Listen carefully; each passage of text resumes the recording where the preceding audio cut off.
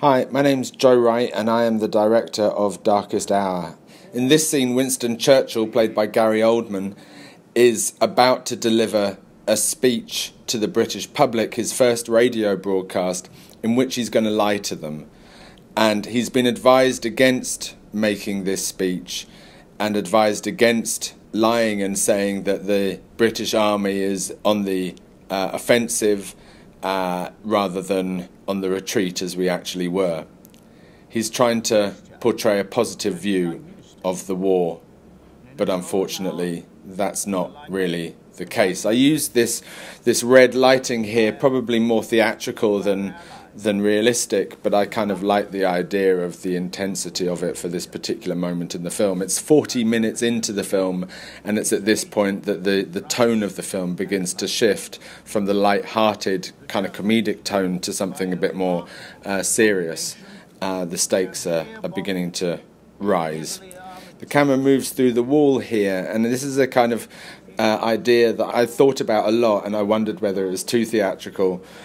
We do it a few times throughout the film, but it felt I enjoyed it, so I went with it, adding hopefully a sense of claustrophobia. That was Ben Mendelsohn playing King Charles VI, the great Ben Mendelsohn, also disapproving of Churchill.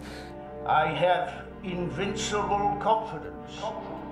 And here's Clementine Churchill, his wife, played by Kristen Scott Thomas. A very small part of that splendid army has yet been... I like the kind of use of non-naturalistic sound over this shot here has yet been invaded, to create that sense of distance. This is Stephen Delane playing Halifax, who's Churchill's chief adversary within the War Cabinet.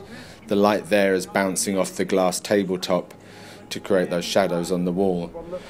This shot coming up now is one of a series of shots that motifs really that appear throughout the film, almost to give the sense of a map. I like the idea that the leaders are kind of gods overviewing the world through the abstraction of a map, and this transition hopefully brings home the idea that their decisions are having real effect on people's lives.